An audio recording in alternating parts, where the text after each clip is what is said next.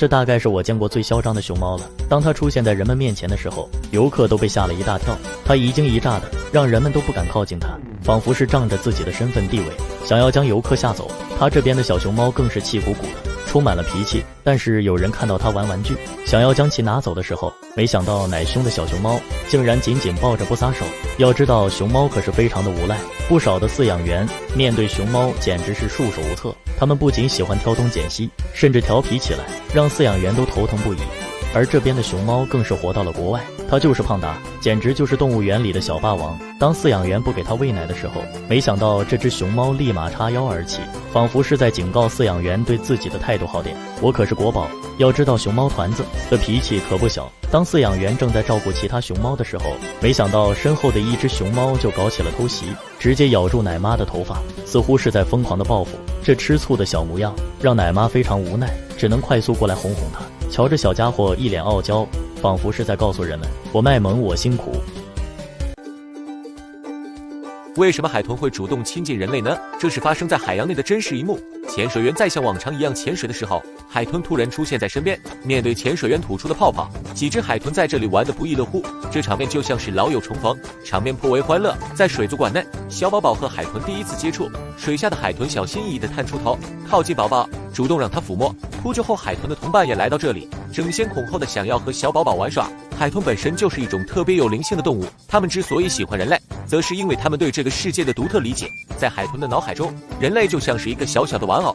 众所周知，海豚是通过声音来沟通的。我们所发出的声音能让海豚感觉到友善，放下戒备。通过观察人们的肢体动作，海豚还会产生理解，形成沟通。两者交互后，海豚就会形成一种与人契合的感觉，这才会做出各种充满灵性的动作。不仅如此，海豚还能敏感地察觉到人们的情绪变化，和人们产生情感共鸣，与人之间的联系越来越亲密。这也是为什么一些海豚和人类生活的时间长后，放它们离开时，海豚会恋恋不舍。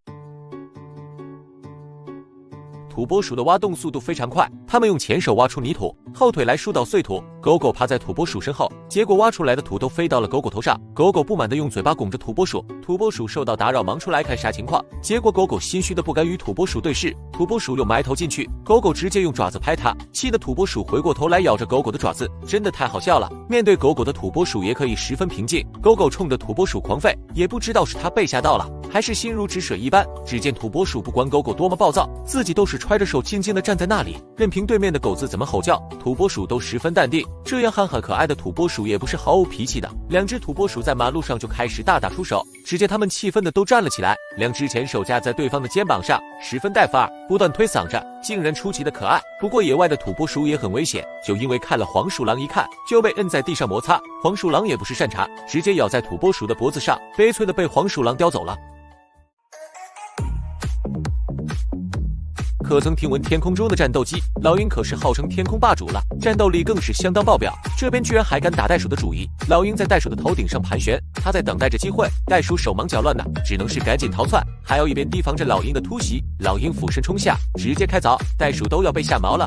而在这边，眨眼间的功夫，居然就逮住了一只科莫多巨蜥。巨蜥被老鹰按在地上摩擦，只能是无力的反抗了。老鹰按住巨蜥，只凿巨蜥的眼睛，甚至还要狠狠敲打巨蜥一番。可怜的巨蜥只能是欲哭无泪了，真是太惨了。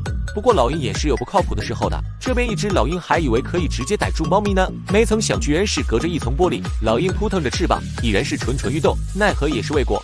而这边一只老鹰却怎么也飞不起来，跌跌撞撞的，不停地扑腾翅膀，还以为是受伤了呢。路过的大爷赶忙上前去查看，看着老鹰身上毫发未伤，大爷不放心，仔细查看之后，才发现老鹰是吃太饱了，撑得飞不动了，真是没水。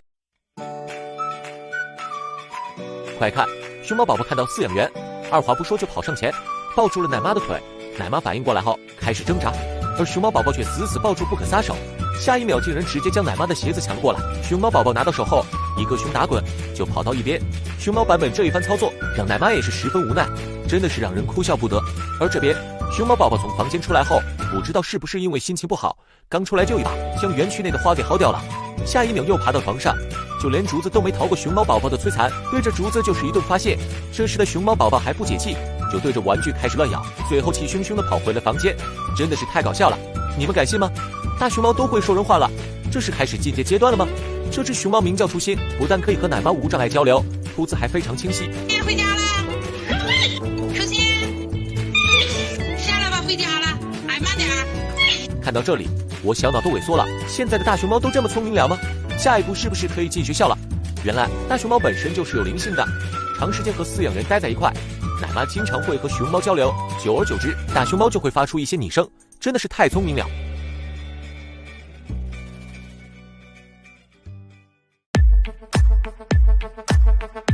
常言道，虎落平阳被犬欺。你敢想象，在野外不可一世的老虎，在来到人们身边后，总是被狗狗欺负吗？要知道，身为百兽之王的老虎，它的地位可是不容挑衅的，而且它可以瞬间杀死自己所看上的猎物，实力可谓是毋庸置疑。而在被人喂养在身边后，却发生天翻地覆的变化。像是这只小老虎在和狗狗一起长大的同时，狗狗和老虎可谓是非常要好的朋友，故此他们在打闹的时候也是知道孰轻孰重。不少人看到这一幕，也是算是开了眼界。而东北虎的实力则是比一般的老虎还要强悍，可由于东北虎的数量越来越少，这也被我国誉为1级保护动物。而为了保护东北虎，我国还专门建造了养殖地。可在这其中，如此无忧无虑的日子，也是让人不禁怀疑他们是否失去了野性。就这样，有人则是对东北虎的实力产生质疑，故此还让比特犬去干掉东北虎。当两者见面后，比特犬瞬间剑拔弩张，一副战斗状态，对着东北虎一阵狂吠。而面对气势汹汹的比特犬，东北虎似乎是怂了，不停地往后退。可当比特犬在发起猛烈的进攻时，东北虎却一爪子将其按住比特犬，随即锁喉，咬断了比特犬的脖子。上一秒还霸气十足呢，下一秒便领了盒饭。不得不说，狗狗再厉害，终究不是老虎的对手。你见过这样别开生面的放生活动吗？很多人都觉得放生活动能够积善行德，但实际上有的时候随意放生也并不是一件好事。而人们放生的东西也让人们大开眼界，就比如这边的男子竟然放星了，野生的巴西龟直接造成了外来物种泛滥，还有的人们更是让人疑惑，在河边正准备放生一群的清道夫。要知道清道夫可是被誉为垃圾鱼，几乎只要有水就能存活，目前在国内还没有天敌，在江河中很容易大量繁殖，会威胁本地鱼类的生存，破坏生态链。下面女子放生时也没意料到自己放生还会给动物带来不小的伤害，是因为她没有观察好周围的环境，结果在发生海豹之后，竟然让她遭遇到了一头鲨鱼的袭击，这刚享受自由就命丧黄泉，这也让人们失望至极。而这边善良的女子也将一条小鱼带到河边放生，但哪成想下一秒被放生的小鱼还没游到湖中央，结果一条大鱼从湖中一跃而起。后来人们才看清，原来不远处大鱼已经将它当成了猎物。此时的女子站在岸边束手无策，没想到放生竟然变成了杀生。